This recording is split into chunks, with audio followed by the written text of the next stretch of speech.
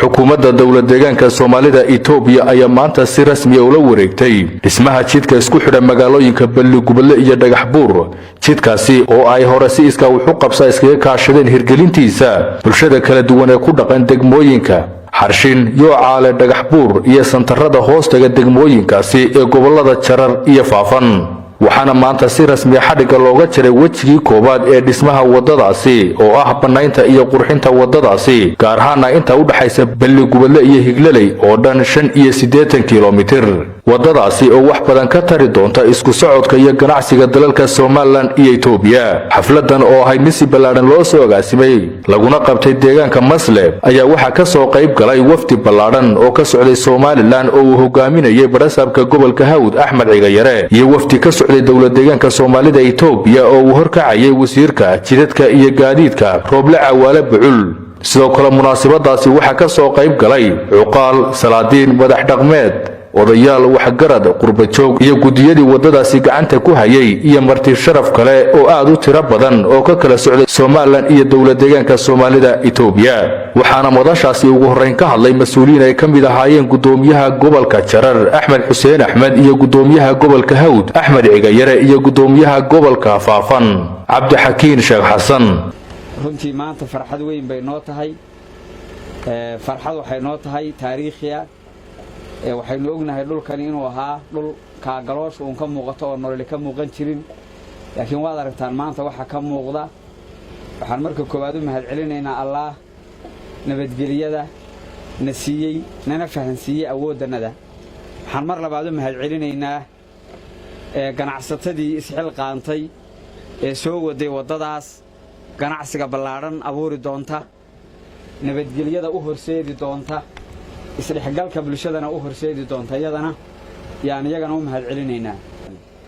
waxaan sidoo kale u mahad celinaynaa dhammaan labada degmo ee degmada Xarshimeed iyo degmada Yoocaale oo runtii iyaguna qayb weyn ku lahaa kana qaatay dhinaca nabadgeliyada isku socodka ogolaanshaha fududaynta iyo dadkii hawsha waday inay iyaguna dhaqan wanaagsan u muujiyeen iyagana waan u mahad celinaynaa. runtii maanta waxaa farxad weyn oo ah inaan ka qeybgalo xafladda dhammaystirka wajigii koowaad ee banaynta wadada Balli-Gubadle ilaa iyo Higlaley isku xidhi doonta oo dhererkeedu dhan yahay 85 kiiloomitir oo runtii maaragtay bilowgeeda iyo dhammaystirkiisa oo aan maaragtay wax weyn wajiga koowaad ee maanta u joogno qaybta ugu muhiimsan ay lahaayeen shacabka labada gobol ganacsatada qurba joogta oo runtii maaragtay dhaqaale badan iyo dadaal badan iyo waqti badan geliyay. maanta waa maalin weyn Ilaahay baa mahad leh waxaynu Ilaahay noo fududeeyay oo aynu halkan isugu nimi oo meelo badan isaga nimi in Ilaahay subxaanahu wa ta'aala hawsha aynu maanta fayskeedii aynu wadno in Ilaahay subxaanahu wa ta'aala xidhitaankeedii iyadoo dhammaatay in Ilaahay nagu gooleeyana aamin dhaha oo Ilaahay subxaanahu wa ta'aala inoo fududeeyo. waxaan aad ugu faraxsanahay anigu isdhexgalka wadada wax faa'iidooyin badan bay leedahay isdhexgalka bulshada ganacsiga walaalaynta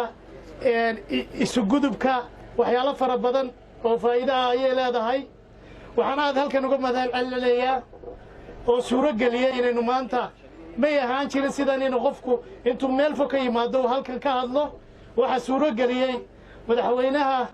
dawlad deegaanka Soomaalida Mustafa Cagjar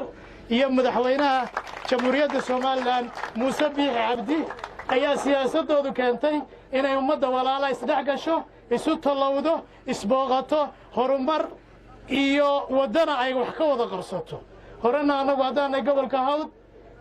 waxbaan uga geysanay wadada insha Allah imikana wixii waajibkayga diyaar baan leenahay. gudoomiyaha gudida jidka Balli-Gubadle ilaa Dhagaxbuur Iid Siciiro Axmed oo isna halkaasi ka hadlay ayaa faahfaahin ka bixiyay marxaladihii kala duwanaa ee wadadaasi soo martay. wixii makaan muddo dheer soo wadnay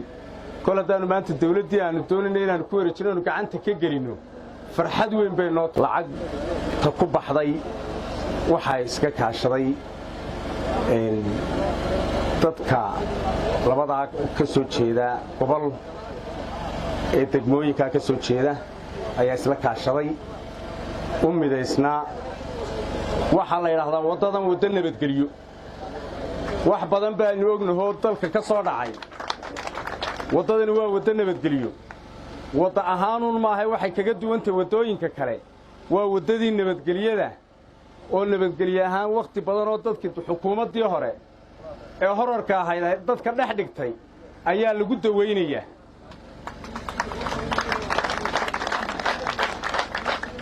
xukuumaddii inayley dadku wuu kala oodnaa 10 sano dadkaasi waa kaasoo waa la fadhiyaa cid sidaa isugu timi oo maanta sidaa la isugu yimi hore isugu timi ma jirto markhaataa laga wada yahay waxaa maanta xukuumadda cusub ee madaxweyne Mustafa Garwadeenka ka yahay iyo kaabineedkiisa ayaa ku amaanan sida runtii in ay nabadgelyo annaguna aanu waddo nabadgelyo dabeed ku hawlgalno waxaan aad iyo aad ugu mahadnaqayaa qurba joogga ka soo jeeda labada gobol iyo labada degmo oo aad iyo aad waddada uga qayb qaatay waxaa iyaguna halkaasi ka hadlay xubno ay ka mid ahaayeen Suldaan Cumar Suldaan Maxamed iyo Suldaan Xuseen Xaaji Cabdilaahi meelaha haadii goorale wadooyinka noocan ah isku xidhmay isla isugu xidhmaa waxa la dhahaa dry ports wadakad qalalan baa la dhahaa marka ganacsigu isu furmo barnaamijyada kullay aanu jecelahay inaan soo jeedino waxa ka mid ah oo dadkuna aanu jecelahay aad isugu sii dhawaadaan ganacsatadan dhagax buur degani inay balligubad la degto kuwan degan balligubadliye eryadaasina inay dhagax buur degaan oo dadku intan isaga sii dhawaado aan xukuumadda aad ha noo soo eegto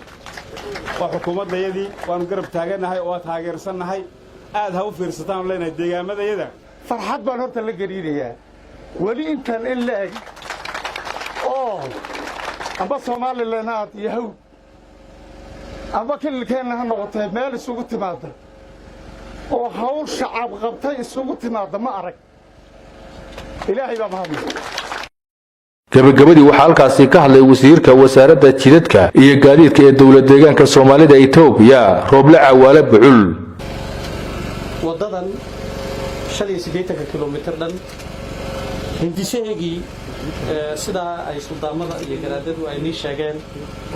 iyaga la yimid anigoo xafiiska fadhiya markay ii sheegeen saasuu suldaankii uu nii sheegaya kulley aad baan u soo dhaweeyey waayo waa horumarka la qabanayo waxyaabaha ugu qaalisan ee lafdhabarta u ah waa waddo markay jirto ayuu horumarka kala jiraa iyadoo lafdhabarka horumarka saa ay u tahay haddana waxa weeyaan horumarka ama mashaariicaha ay dawladdu fulinayso mashaariicaha ugu qaalisan ee aad lacagta ugu badan ay ku baxdo ayay ka mid tahay marka dad shacab ah intay isku tashadaan in ay wadooyin samaystaan waa fikir aad iyo aad u weyn in la bogaadiyana ay tahay waad samaysateen inta aad samayseen maanta waa nigala wareegaynaa wixii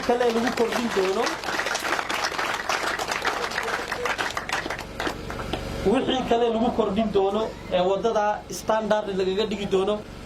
xafiis ahaan iyo xukuumad ahaan annaga ku qaadanayna taas iyada inaad ogaataan marka waa la sheegaynaa sanadkan inkastoo sanad miisaaniyadkiisu dhammaaday uu dhaafay oo gudcii koowaad aan ku jirno laakiin waddadaas suldaamadu iyo labada shacabba ee labada gobol iyo saddexda degmaba ay naga codsadeen iyada waan qaadanaynaa qorshaha iyagana waan ku tarsanaynaa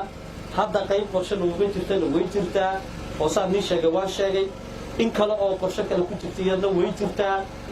markaas waddadaas sidaasaan niiga qaadanaynaa waan niga guddoonnay intaa agaarsiisayna aad baad ugu mahadsantihiin